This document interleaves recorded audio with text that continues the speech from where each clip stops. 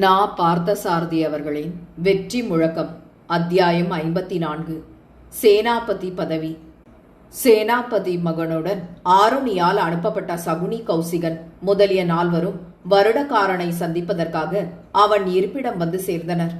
வருடகாரன் அவர்களை அன்போடு வரவேற்று இருக்க செய்துவிட்டு தன்னோடு மகத நாட்டிலிருந்து வந்த தாரகாரி என்பவனை மறைவாக வரவழைத்து அவன் மூலமாக ஆருணியால் அனுப்பப்பட்ட சகுனி கௌசிகன் முதலியோர் தன்னை சந்திக்க வந்திருக்கிறார்கள் என்ற செய்தியை உடனே உதயணனுக்கு தெரிவித்து விட்டான். ஆருணிக்கு பக்கபலமாக இருக்கும் முக்கியமான ஆட்களை அகப்பட்டவரை தொலைத்து விட வேண்டும் என்று உதயணனும் வருடகாரனும் முன்பே தங்களுக்குள் ஓர் ரகசிய தீர்மானம் செய்து கொண்டிருந்தனர். அதற்காகவே வருடகாரன் தன்னிடம் வந்திருப்பவர்களை பற்றி உதயணனுக்கு தாரகாரி மூலம் அவ்வளவு அவசரமாக சொல்லி அனுப்பினான். தாரகாரி வந்து சொல்லிய செய்தியை கேட்டதும் உதயணன் பிங்களன் முதலிய வீரர்களை திரட்டி வருடகாரனின் இருப்பிடத்திற்கு அனுப்பி வைத்தான். தண்ணீரில் ஒளியோடு துள்ளும் கெண்டை மீனை சமயம் பார்த்து கொத்தும் மீன் கொத்தியைப் போல உதயணனால் அனுப்பப்பட்ட வீரர்கள் வருடகாரனின் துணையை கொண்டு பரம ரகசியமாக சகுனி கௌசிகன் முதலியோர்களை சிறைப்படுத்தி கொண்டு சென்றனர். சிறை பிடிக்கப்பட்டு வந்துள்ள அவர்களை இடவகனுடைய பொறுப்பின் கீழ் ஒப்பித்தான் உதயணன். சிறைப்பட்டவர்களை என்ன செய்ய வேண்டும் என்பதை ஏற்கனவே இடவகனிடம் உதயணன் தனியே கூறியிருந்தான். தீ மூட்டி அதனிடையே அவர்களை மாண்டு போக செய்ய வேண்டும் என்பது ஏற்பாடு. இடவகன் அதற்கான செயல்களை செய்து சிறைப்பட்டவர்களை அழிக்க முற்பட்டான். அப்போது மாலை நேரம். அகப்பட்டு கொண்ட பகைவர்களுக்கோ அதுவே அவர்களுடைய வாழ்க்கையின் அந்தி நேரம். இடவகன் தன் செயலை நிறைவேற்றப் போகின்ற தருணத்தில் உதயணன் அங்கே வந்தான். சகுனி கௌசிகன் முதலியவர்கள் மூலமாக வருடகாரன் தனக்கு பகை வந்தான் என்பதை மேலும் அழுத்தமாக ஆருணியை நம்ப செய்வதற்காக ஒரு சிறு சூழ்ச்சியை நடித்து காட்டும் கருத்துடனேயே அவன் அங்கு வந்திருந்தான். இடவக, உட்பகை எவ்வளவு பொல்லாதது பார்த்தாயா? நம்முடைய நெருங்கிய நண்பன் போல நேற்று வரை உறவு கொண்டிருந்த வருடகாரன் திடும் என்று ஆருணியின் பக்கம் போய் சேர்ந்து கொண்டானே, எவ்வளவு பயங்கரமானது அவன் வஞ்சகம் என்று சகுனி கௌசிகன் முதலியவர்களும் கேட்கும்படியாகவே இடவகனிடம் உதயணன் கூறினான். இடவகன் வைத்த தீயிலிருந்து ஆருணியை சேர்ந்த எல்லோரும் மீள முடியாவிட்டாலும் இரண்டொருவர் எப்படியோ தப்பி சென்று விட்டனர். இது நடந்த மறுநாள் காலையிலேயே தன் படைகளை கோசாம்பி நகரத்து கோட்டைக்கு மிக அருகிலே இருந்த ஒரு மலைத்தொடரின் அடிவாரத்துக்கு கூட்டி சென்று அங்கே பாசறையாக தங்கி இருந்து கொண்டான் உதயணன். தான் அவ்வாறு மலை அடிவாரத்தை அரணாக கொண்டு தங்கியிருக்கும் செய்தியை ஆருணிக்கும் அவனை சேர்ந்தவர்கள் மூலமாகவே தெரிய செய்தான். உதயணன் இவ்வாறு செய்த செயல்கள் எல்லாம் ஒவ்வொரு பயன் நிறைந்த காரணத்தை அடிப்படையாக கொண்டே இருந்தன. வருடகாரனை தேடி வந்த அமைச்சர்களை தான் வலிய சிறைப்படுத்தி வந்து கொன்றதனால் தனக்கும் வருடகாரனுக்கும் பகை என்பதை ஆருணி உறுதியாக நம்புவான். இந்த நம்பிக்கை அவனுக்கு ஏற்பட்டதும் உடனே வருடகாரனிடம் அபிமானம் பெருகும். அபிமானத்தினால் அவனிடம் பெரும் பதவி ஒன்றை நிர்வகிக்கும்படி ஒப்பிப்பான். வருடகாரனுக்கு அத்தகைய பெரும் பதவி கிடைப்பது நாம் ஆருணியை வெல்வதற்குரிய முதல் அறிகுறியாகும். ஆருணியின் கோட்டைக்கு மிகவும் பக்கத்தில் இருந்து கொண்டே அவனோடு போரிட்டு அவனை வெல்வது அருமை. எனவே அவனுக்கு ஒரு போக்கு காட்டுவது போல மலைப்புறமாக சென்று தங்குவோம். வருடகாரன் தன்னுடைய தந்திர செயல்களால் ஆருணியை படைகளோடு நாம் தங்கியிருக்கும் மலைப்புறமாக அழைத்து வருவான். அடர்த்தியான மலைப்பகுதியில் ஆருணியின் படைகளை சிதறிவிட செய்து வென்றுவிடலாம் என்று இவ்வாறெல்லாம் தனக்குள் பன்முறை எண்ணி பலாபலன்களை ஆராய்ந்து பார்த்த பின்பே உதயணன் இவ்வளவையும் செய்திருந்தான். உதயணன் எண்ணியது வீண் போகவில்லை. தீயில் அகப்பட்டுக் கொள்ளாமல் தப்பி சென்றவர்கள் ஆருணியை அடைந்து தங்களுக்கு உதயணனிடம் நிகழ்ந்த யாவற்றையும் கூறினர். உதயணன் வருடகாரனின் மேல் அளவற்ற குரோதம் கொண்டிருப்பதையும் தன் படைத்தளத்தை மலைப்புறமாக மாற்றிக்கொண்டு போய்விட்டதையும் அவர்கள் மூலமாக ஆருணி அறிந்தான். எந்த மட்டிலும் போன அமைச்சர்களில் இவர்களாவது தீயில் சாகாமல் பிழைத்து வந்தார்களே என்ற அவனுக்கு மகிழ்ச்சி ஒரு புறம், எப்படி தப்பினர் என வியப்பு ஒரு புறம். தன்னுடைய காதில் அந்த செய்திகளை வந்து கூற வேண்டும் என்பதற்காகவே அவர்களை வேண்டுமென்றே உயிரோடு தப்பவிட்டு அனுப்பியிருக்கிறான் உதயணன் என்பது அவனுக்கு எப்படி தெரிய முடியும்? இந்த நிலையில் போனவர்களை உதயணன் சிறை செய்து தீயிட்டதற்காக தான் மிகவும் வருந்துபவன் போல ஆருணியின் ஆறுதலை பெறுவதற்காக நடித்தான் வருடகாரன். உண்மையாகவே உதயணனை பகைத்து கொண்டு வருடகாரன் தங்கள் பக்கம் சேர்ந்திருக்கிறான் என்று வந்தவர்கள் மூலமாகவும் அறிந்தபோது ஆருணிக்கு அவன் மேல் உண்மையான பற்றும் விருப்பமும் ஏற்பட்டன. தன் படைகளோடும் அரசவையை சேர்ந்த அமைச்சர்கள் தளபதிகளுடனும் வருடகாரனை சந்திப்பதற்காக அவன் இருப்பிடத்திற்கு ஆருணியை தேடிக்கொண்டு நேரில் சென்றான். ஆருணியை வருடகாரன் வணங்கி மதிப்போடு வரவேற்றான். வருடகாரன் கண்ணீர் சிந்தியவாறே உதயணனால் சகுனி கௌசிகன் முதலியவர்கள் தீயிலே கொல்லப்பட்ட செயலுக்காக தன் வருத்தத்தை ஆருணியிடம் தெரிவித்துக் கொண்டான். இந்த அடாத செயலுக்காகவாவது நாம் உடனே உதயணனை பழி தீர்த்து கொள்ள வேண்டும். அவன் இப்போது மலை பக்கத்தை அரணாக கொண்டு அங்கே படைகளோடு தங்கியிருக்கின்றானாம். உடனே நாம் படையோடு அங்கே சென்று அவனை சின்னா பின்னப்படுத்த வேண்டும் என்று போலி ஆவேசத்தோடும் ஆத்திரத்தோடும் வருடகாரன் கூறியபோது ஆருணி அதை மெய்யென்றே நம்பி உடனே அப்போதே படையோடு புறப்பட சம்மதித்து விட்டான். அதோடு 16,000 வீரர்கள் அடங்கிய தன் பெரிய படையை நடத்தி செல்லும் சேனாபதி பதவியை அப்போதே உடனடியாக வருடகாரன் பொறுப்பில் அவனை பூரணமாக நம்பி அளித்தான் ஆருணி. படைகள் உதயணன் தங்கியிருக்கும் மலை அடிவாரத்தை அடைவதற்குள் இடையே ஒரு பெரிய காட்டாற்று வெள்ளத்தையும் கடக்க வேண்டியிருந்தது. அதற்கு வேண்டிய படகுகளையும் உடனே ஏற்பாடு செய்தனர். வருடகாரன் தன் பொறுப்பையும் சேனாபதி பதவியின் பெரிய கடமையையும் உணர்ந்து கொண்டு நடிப்பவனை போன்று படைகளை முறைப்படுத்தி மறுகரைக்கு படகுகளில் ஏற்றி அனுப்பினான். படைகள் யாவும் மறுகரையை அடைந்ததும் வருடகாரன் ஆருணியை அணுகி வணக்கத்தோடு, இனிமேல் என்ன செய்யலாம் அரசே என்று வினயமாக கேட்டான். ஆருணி அவனுக்கு மிகுந்த சிறப்புகளை அளித்து தன் பக்கலில் அன்போடு அமர்த்தி கொண்டான். தன் சூழ்ச்சி கருத்தை முடிப்பதற்கு ஏற்ற பதவியே தனக்கு கிடைத்திருக்கிறது என்ற திருப்தியோடு சேனாபதியாக நடித்தான் வருடகாரன்.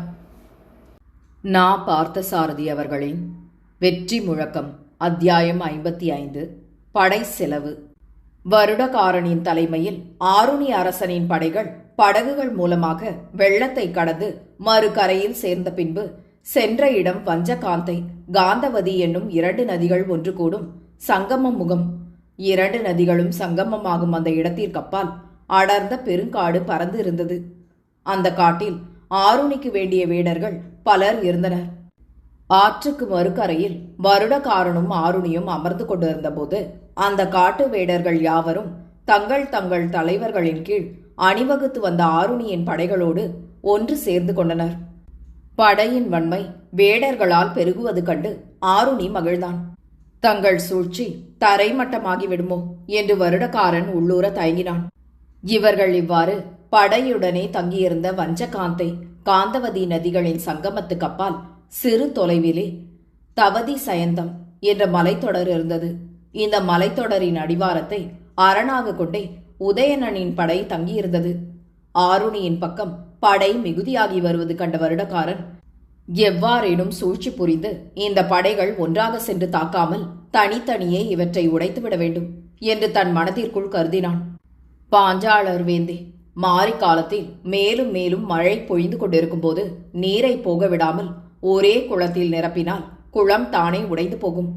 கேவலம் மிக குறைந்த படைகளோடு மலையில் பதுங்கிக் கொண்டிருக்கும் ஓர் அரசனை எதிர்க்க இவ்வளவு படைகளையும் ஒன்றாக ஒரே திசையில் நாம் கொண்டு செல்ல வேண்டும் என்பதில்லை. உதயணனுக்கு உதவியாக அறிவில்லாத மலைவாழ் வேட்டுவர்கள் எவரேனும் அங்கே சேர்ந்தாலும் சேர்ந்திருக்கலாம். அப்படியிருந்தால் அவர்களையும் எதிர்க்க வேண்டும். ஆகையால் படைகளை பல பிரிவாக பிரித்து மலைத்தொடரின் பல திசைகளிலும் போக்க வேண்டும் என்று ஆருணியை நோக்கி கூறினான் வருடகாரன். வருடகாரன் கூறியபடியே செய்வதற்கு ஆருணி சம்மதித்து விட்டான். வருடகாரனின் மேல் அவனுக்கு அவ்வளவு நம்பிக்கை. வருடகாரன் தன்னிடம் சொல்வனையாவும் தனக்கு நன்மையே தரும் என்று உறுதியாக நம்பினான் அவன். ஆருணியின் உடன்பாட்டை பெற்றவுடனே வருடகாரன் படைகளை பல கூறுகளாக பிரித்தான். அவ்வாறு பிரித்தவுடனே தன் ஆள் ஒருவன் மூலமாக எந்தெந்த படை எப்படி வருகிறது, அதை எவ்வாறு நிர்மூலமாக்கிவிடலாம் என்பதை உதயணனுக்கும் தானே முன்னறிவிப்பாக சொல்லி அனுப்பிவிட்டான். தவதி சயந்த மலையில் போரை எதிர்நோக்கி படையோடு வந்து தங்கியிருக்கும் உதயணனுக்கு கந்தவதி நதியின் சங்கம முகத்திலிருந்து வருடகாரன் அனுப்பிய செய்தி விரைவில் கிடைத்தது.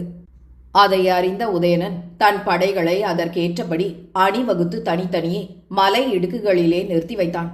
மகத நாட்டிலிருந்து வருடகாரனைப் போலவே தரிசகனால் தன்னுடன் அனுப்பப்பட்டிருந்த தர்மதத்தன் என்னும் திறமை வாய்ந்த தளபதியை மலைத்தொடரின் நுழைவாயிலே படைகளோடு மறைவாக இருக்கும்படி செய்தான்.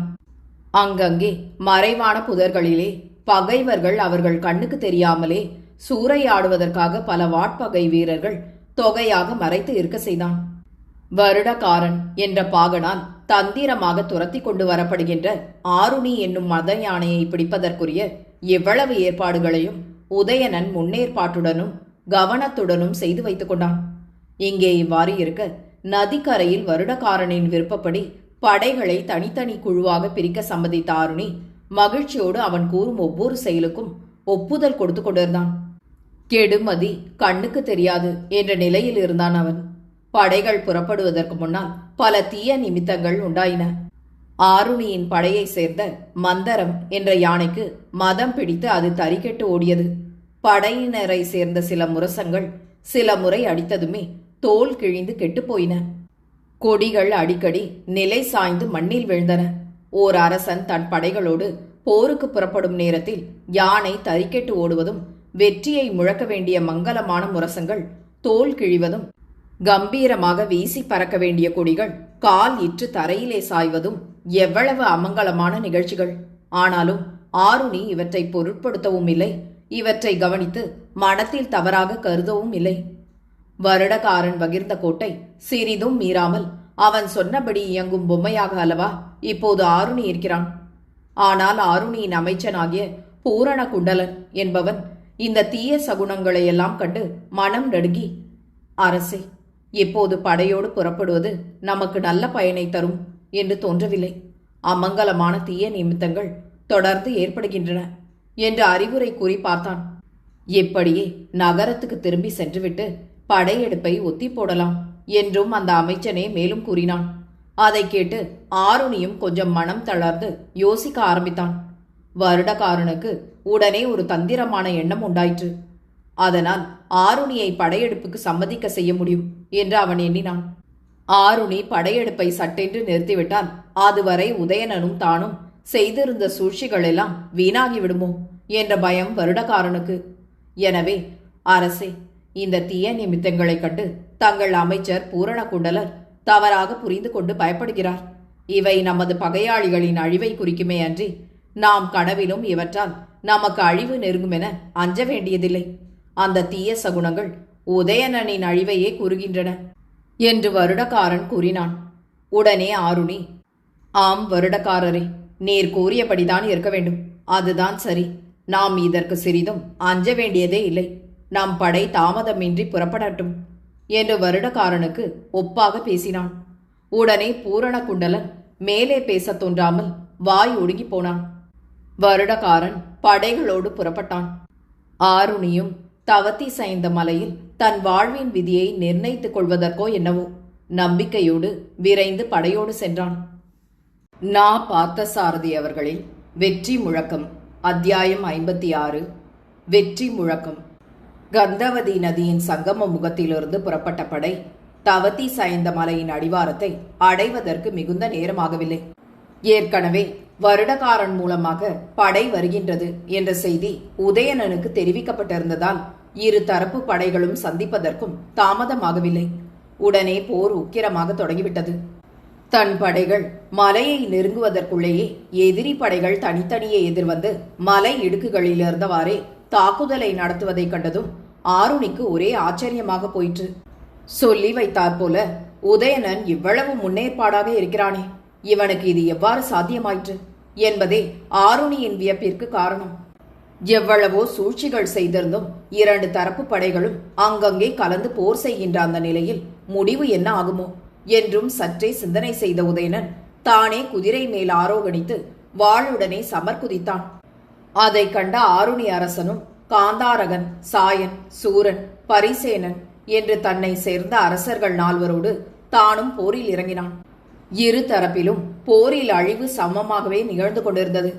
கையில் சுழற்றி வீசும் ஒளி வாளுடன் குதிரை மேல் தனி ஒருவனாக தன் படையை சூறையாடி கொண்டிருக்கும் உதயணனை 4 அரசர்களோடு தானும் சேர்ந்து கொண்டு 5 எதிர்த்து வளைக்க முற்பட்டான் ஆருணி.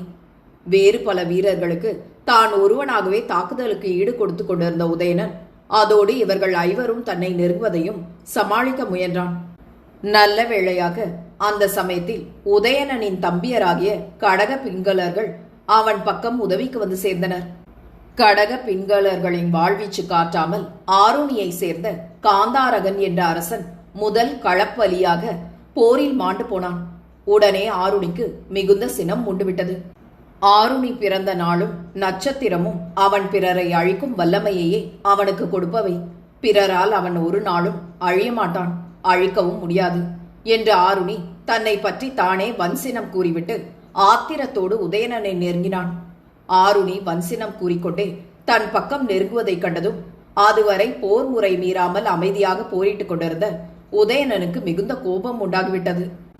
உதயணனின் கோபம் ஆருணியைப் போல அவனுடைய கண்களிலே புலனாகவில்லை, கைகளிலே புலனாயிற்று. விசித்திரமான வேகத்தோடு சுழன்று சுழன்று மின்னும் அவன் கைவாளிலே புலனாயிற்று. ஆருணி, உன் தீய உயிரை உண்ண வேண்டுமென்ற எனது வாளின் ஆசை தணிய வேண்டும்.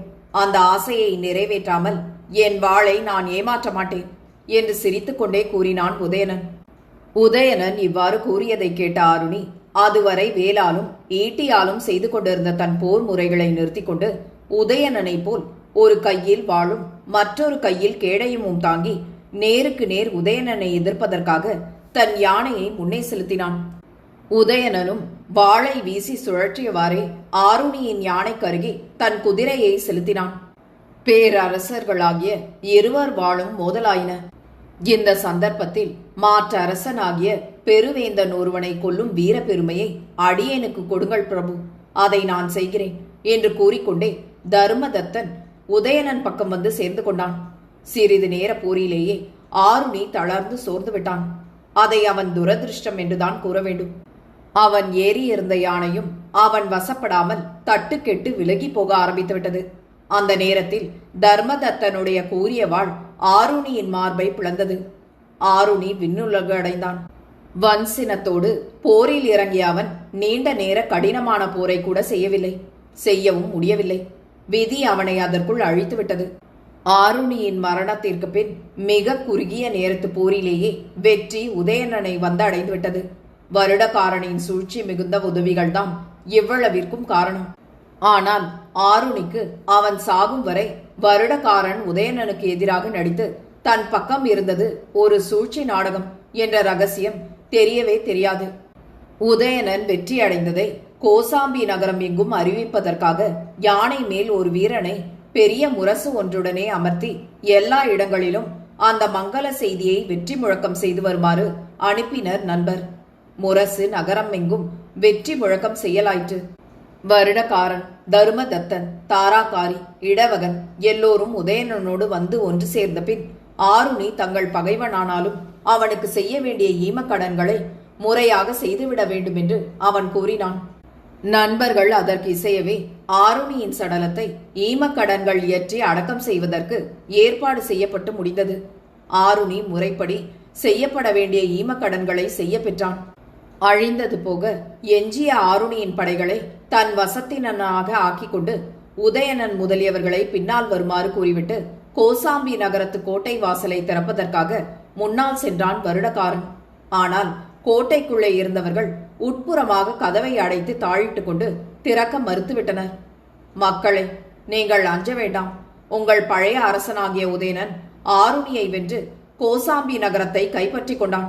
ஆகவே பழைய அரசன் மீண்டும் திரும்பி வருகிறான் என்ற மகிழ்ச்சியோடு கோட்டை கதவை திறவுங்கள் என்று உள்ளே இருப்பவர்களுக்கு வருடகாரன் அறிவித்தான். வருடகாரன் இவ்வாறு அறிவித்த பின்பும் கோட்டைக்குள் இருந்தவர்கள் கதவை திறக்கவில்லை.